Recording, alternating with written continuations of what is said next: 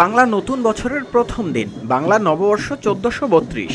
আর বাংলার এই নতুন বছর 1432কে স্বাগত জানিয়ে সারা দেশের মতো প্রাণের উৎসবে মেতে উঠেছে বিভাগীয় শহর রংপুর। বাঙালি আমেজে বিপুল উৎসাহ উদ্দীপনার মধ্য দিয়ে অনুষ্ঠিত হয়েছে বর্ণিল বর্ষবরণের আনন্দ শোভাযাত্রা। বিগত ফ্যাসিস্ট সরকার যেভাবে বৈষম্য করে বাংলাদেশের সাংস্কৃতিক কর্মী এবং সংগঠনগুলোকে দূর করে রেখেছিল, 5ই আগস্টের পরে যে প্রথম পয়লা বৈশাখ, এবার আমরা রংপুরে দেখছি যে বিগত দিনে এরকম কখনো এত স্বতঃস্ফূর্তভাবে পয়লা বৈশাখ পালন হয়নি এবং সকল সাংস্কৃতিক কর্মী এবং সংগঠন, জনসাধারণ, ছাত্রছাত্রী সকলে ঐক্যবদ্ধভাবে এবারে বর্ষবরণ অনুষ্ঠান পালন করছে। আমরা যে বাঙালি, আমরা যে বাংলাদেশি, আমাদের যে নিজস্ব ভাষা সংস্কৃতি আছে, সেটার প্রতি যেন আমাদের টান তৈরি হয়, শেকড়ের প্রতি যেন আমাদের টান তৈরি হয়।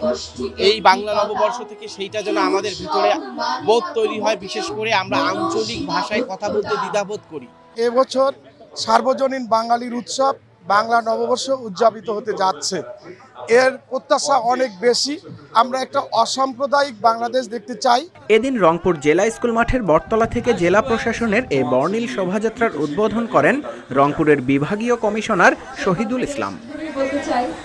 এবারের শোভাযাত্রায় নগরবাসীর নজর কাটতে ঐতিহ্যবাহী লাঠি খেলা, জেলে, কামার কুমোর, লাঙ্গল, জোয়াল ও বিয়ের পালকি, রঙিন পোশাকে, বাদ্যযন্ত্রের তালে গানে গানে আবহমান গ্রাম বাংলার হারিয়ে যাওয়া ঐতিহ্য ফুটিয়ে তোলা হয়। এ সময় শোভাযাত্রাটি দেখতে রংপুরের রাস্তার দুধারে ভিড় করে নগরীর উৎসুক জনতা। পরে শোভাযাত্রাটি জেলা স্কুল মাঠ থেকে বের হয়ে নগরীর কাচারি বাজার, টাউন হল, সিটি বাজার, পায়রা চত্বর, জাহাজ কোম্পানি মোড় হয়ে পুনরায় জেলা স্কুল মাঠের বটতলায় গিয়ে শেষ হয়।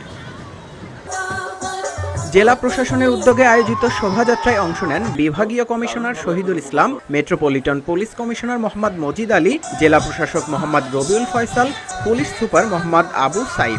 যে নতুন আঙ্গিকে আমরা নববর্ষ উদযাপন করছি, জুলাই বিপ্লবের শহীদদের আত্মত্যাগের বিনিময়ে, জুলাই বিপ্লবের শহীদদের যে স্পিরিট ছিল, সেই স্পিরিটকে ধারণ করে আমাদেরকে সামনের বাংলাদেশ বিনির্মাণ করতে হবে, যেখানে থাকবে না বৈষম্য, সেখানে সমাজে রুল অফ ল থাকবে, কোনো উল্টাপাল্টা ফেসিস্ট যেভাবে নিজেদের মতো করে সাজিয়েছিল ওভাবে থাকবে না। এখনো পালিয়ে যাওয়া ফেসিস্টের দোসররা সমাজের রন্ধ্রে রন্ধ্রে, প্রশাসনের রন্ধ্রে রন্ধ্রে এখনো রয়ে গেছে। তাদেরকে এই সমাজ থেকে, প্রশাসন থেকে বিদায় করতে হবে। তবে এবারকার পরিস্থিতি, পরিবেশ একটি ভিন্ন, একটি ফ্যাসিবাদ মুক্ত পরিবেশে বাংলাদেশের মানুষ এই পহেলা বৈশাখ উদযাপন করছে। চিরায়ত বাংলার যে সংস্কৃতি, হারিয়ে যাওয়া যে ক্রীড়া, এগুলো আমাদের মস্তকে বিলুপ্ত হয়েছে। আমরা আমাদের প্রচেষ্টা নিয়ে এটা কিছুটা ধরে রাখার চেষ্টা করি। বাংলা নববর্ষে সকলের প্রত্যাশা বাংলাদেশ ভালো থাকুক, অর্থনৈতিকভাবে সমৃদ্ধ হোক, ফ্যাসিস্টরা যেন আর মাথা চারা দিতে না পারে।